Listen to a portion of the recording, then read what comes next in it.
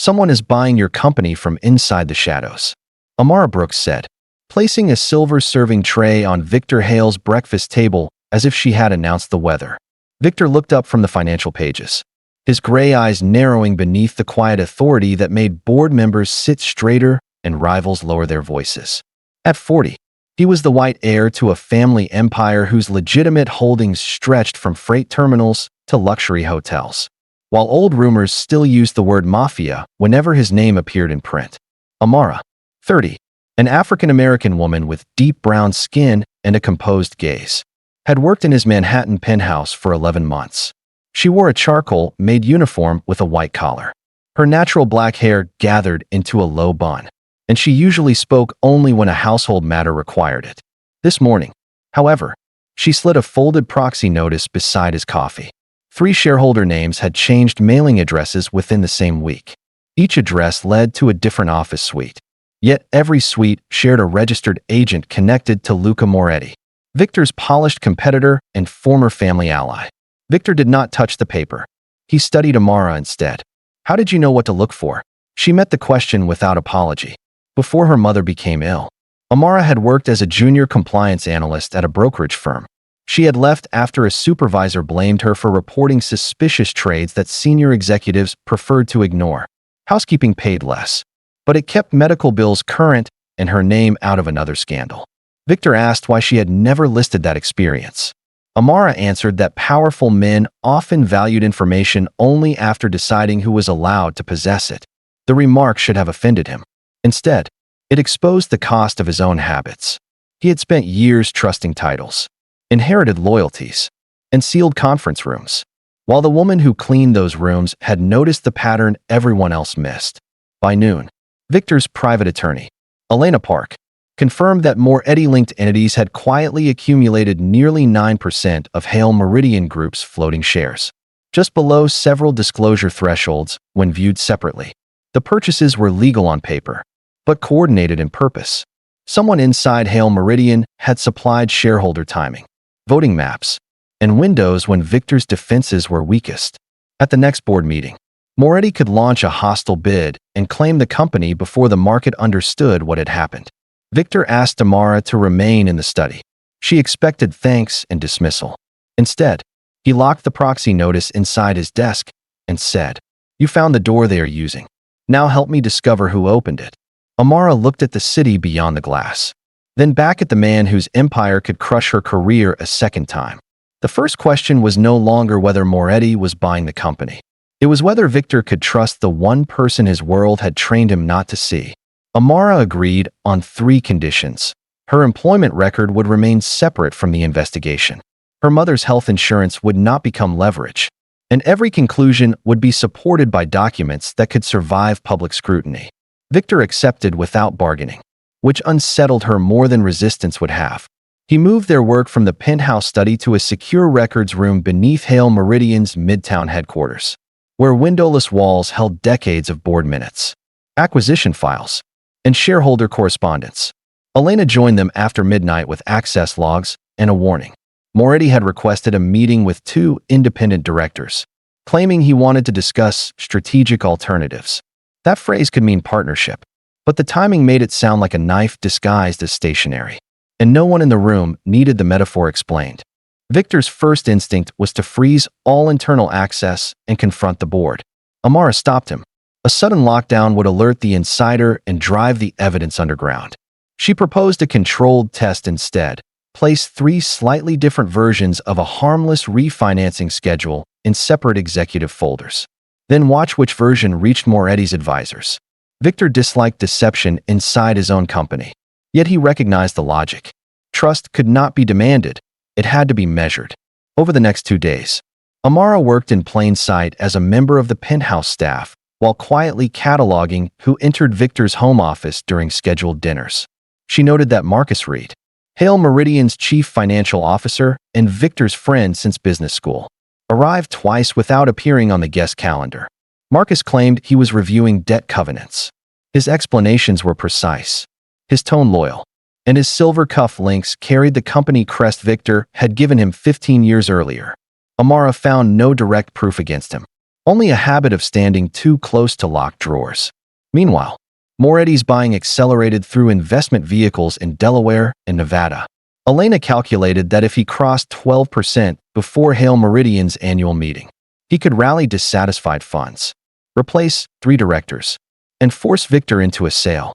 The board's existing defenses were weak because Viktor had dismantled an old shareholder rights plan years ago, believing confidence was stronger than fear.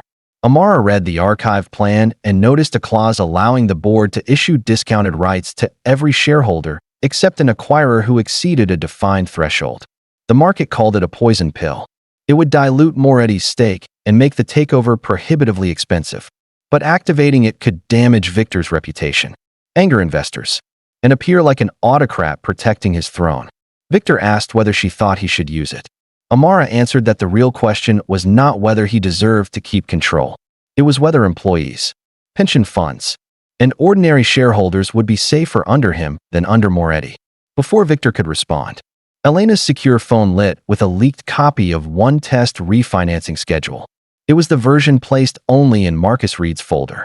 Viktor stared at the screen until the letters hardened into a verdict. Marcus had stood beside him at his father's funeral, negotiated the company's first public bond, and once refused a larger salary from a rival because he said loyalty could not be priced. Amara watched Viktor absorb the betrayal, but did not let sympathy weaken the process. The leaked schedule proved that Marcus's folder had been accessed. It did not prove Marcus had sent the file.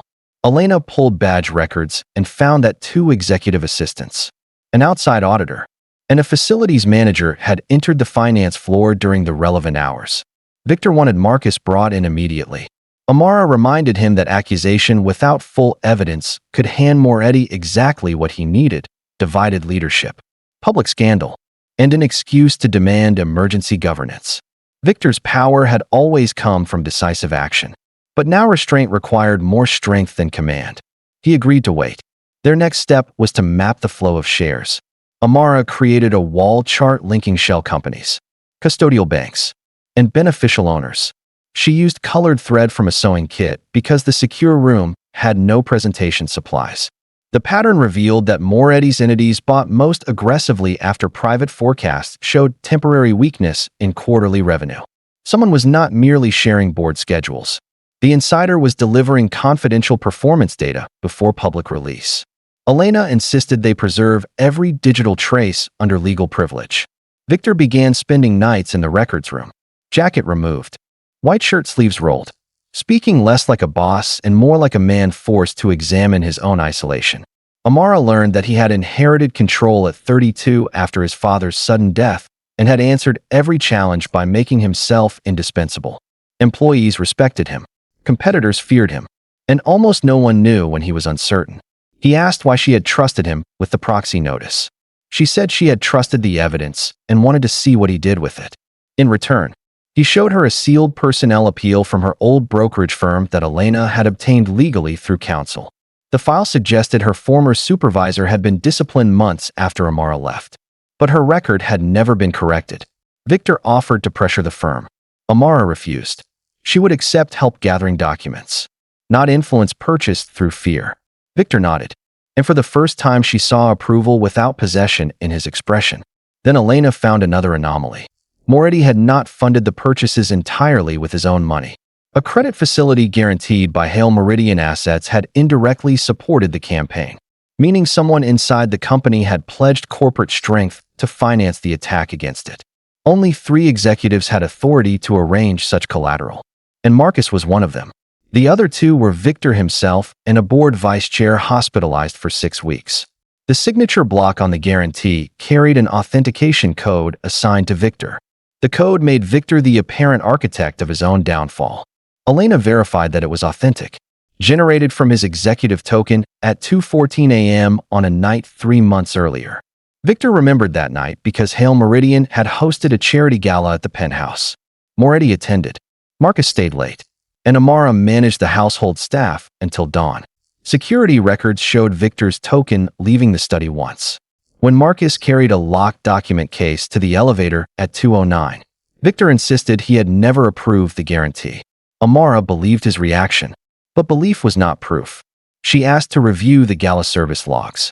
In a handwritten note, one temporary server had recorded that coffee spilled near the study desk at 1:50, requiring the keyboard and token reader to be moved for cleaning.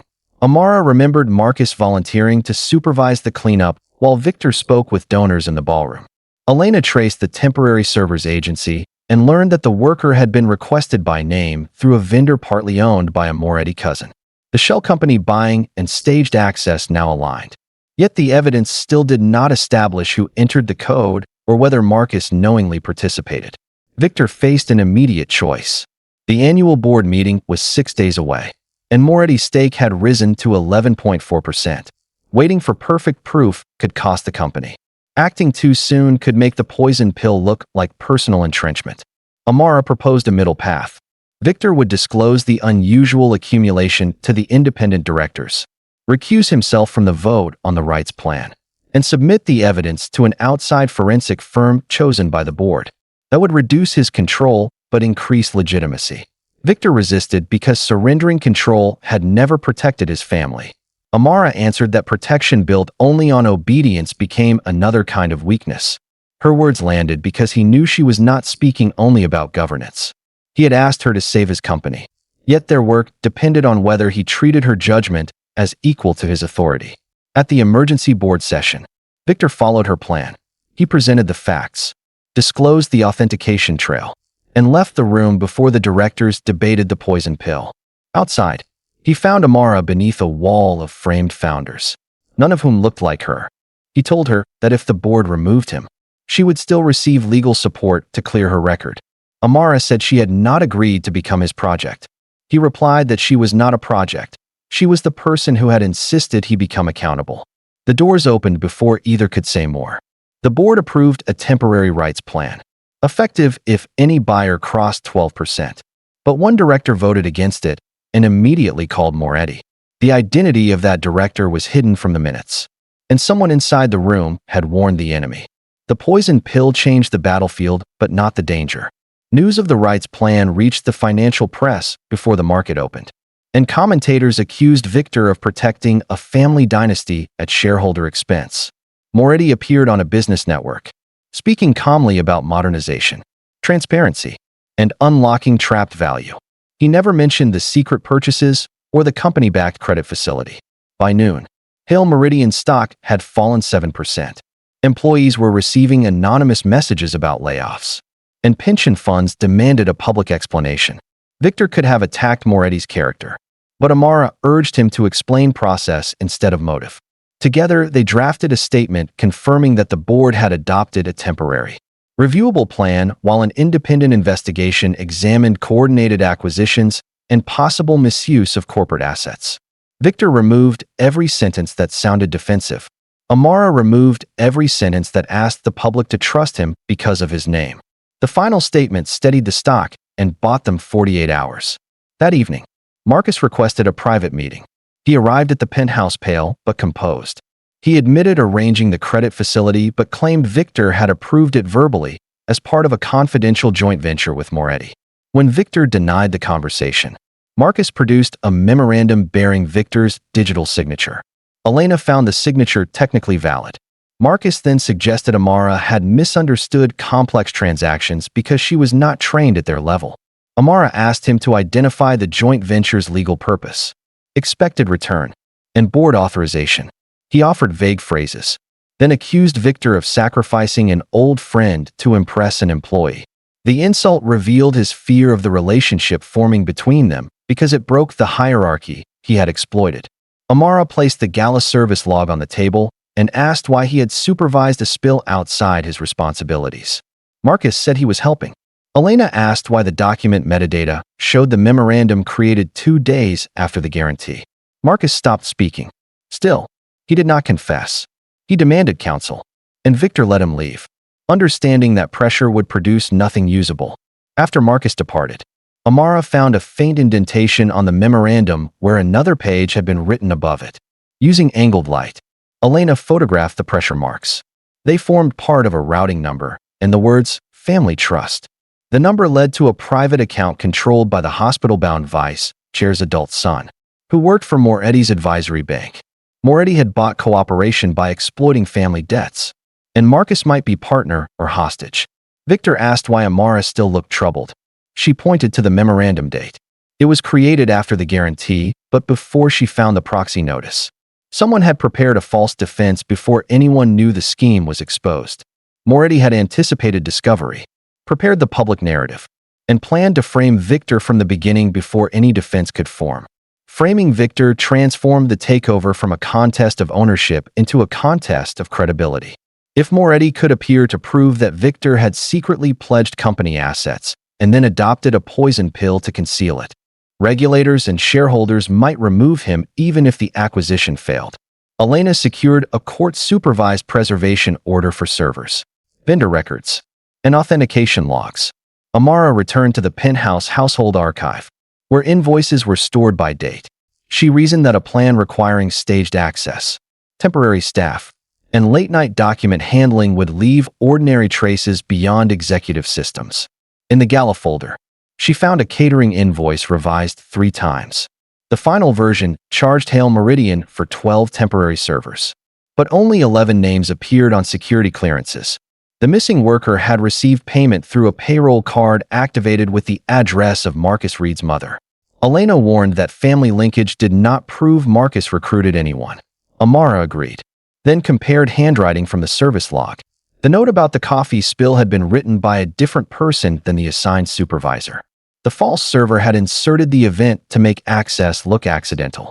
Viktor saw the trap: authentic token, authentic digital signature, authentic company collateral, and a manufactured paper trail that placed responsibility on him. Moretti needed only to arrange real pieces in a false order. Amara's insight led them to request elevator footage preserved by the property insurer rather than company security. The video showed Marcus leaving at 2:09 with the locked case. At 2:18, the elevator returned to the penthouse using a vendor credential. 6 minutes later, it descended with Luca Moretti alone. He had never signed out through the main lobby. Moretti had accessed the study after Viktor's token was moved. The proof placed him there, but did not show how he obtained the code. Viktor wanted to present the footage immediately. Amara stopped him. If they revealed it too early, Moretti could claim he returned for a forgotten item and pressure Marcus to align his story. They needed evidence connecting presence, access, and benefit. Elena suggested interviewing Marcus under a cooperation agreement. Amara asked Viktor to let her speak with him alone, with counsel nearby and the conversation recorded by consent. Viktor disliked the risk because he had begun to care what the confrontation might cost her. Amara told him that concern became respect only when it did not become control. He agreed after Elena established clear, independent legal safeguards. At the meeting, she placed no evidence on the table. She told Marcus that Moretti's plan required a scapegoat, and scapegoats were never invited to share victory. Marcus looked at the closed door, then asked whether Viktor could protect his mother's home from foreclosure. Amara realized the betrayal had begun with debt and shame. But the final choice, the testimony, and its consequences still belonged to him. Marcus's cooperation came with conditions that tested every promise Viktor had made. He wanted immunity from civil claims, protection for his mother's mortgage, and assurance that his name would not be destroyed before he could testify. Elena explained that Viktor could not grant immunity from regulators or guarantee public forgiveness. Amara added that protection could not mean rewriting facts. Marcus had to admit what he did and accept proportionate consequences. Then he described Moretti's approach. 6 months earlier, after Marcus's private investment failed, his mother's home entered foreclosure. Moretti offered a rescue loan in exchange for strategic consultation. At first, Marcus provided public information and general impressions. Then Moretti demanded board calendars, revenue forecasts, and access windows. Marcus arranged the credit facility using Viktor's standing authority and carried the token case from the study. Believing Moretti only wanted to copy a credential, he claimed he did not know the guarantee would be executed that night. When he discovered the transaction, Moretti threatened to expose the chain and leave Marcus responsible. The false memorandum was Marcus's attempt to create a story that could save him. He had not returned to the penthouse after 2:09. The service credential belonged to Moretti. Most importantly, Marcus revealed that Moretti planned to cross the 12% threshold through options held by a friendly fund at the annual meeting. Triggering the poison pill, and causing market chaos. During that chaos, Moretti would release the forged memorandum, accuse Viktor of fraud, and demand that the board cancel the rights plan in exchange for stability. The poison pill was not merely a defense Moretti feared. It was a weapon he intended to turn against Viktor's reputation.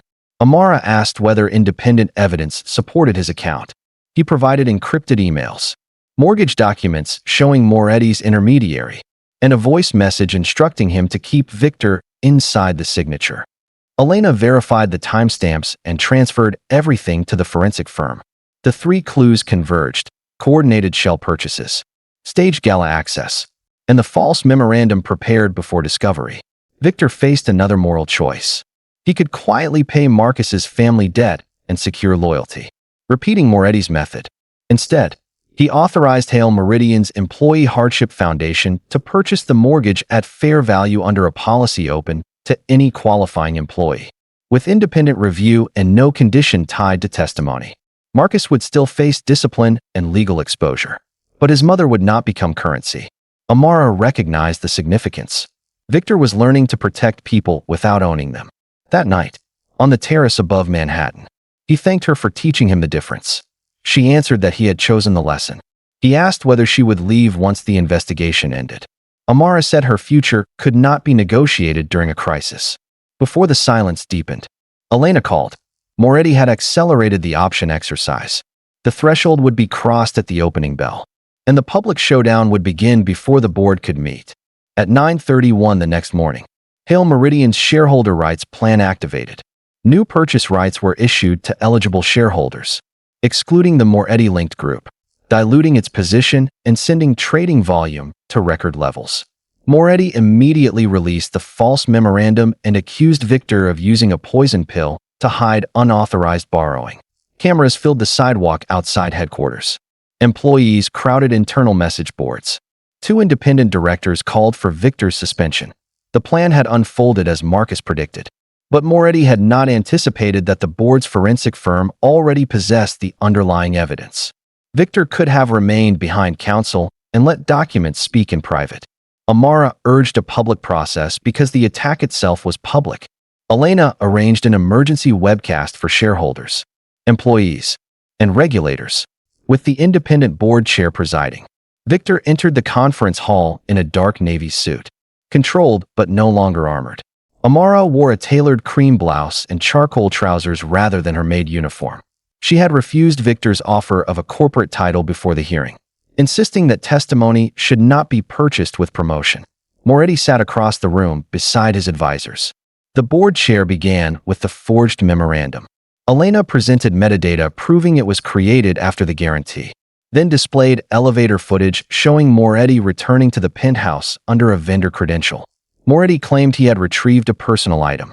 The forensic expert explained that Viktor's authentication token had been accessed during the same 6-minute interval and that the guarantee submission originated from a portable device registered to Moretti's advisory network. Marcus appeared by video from counsel's office.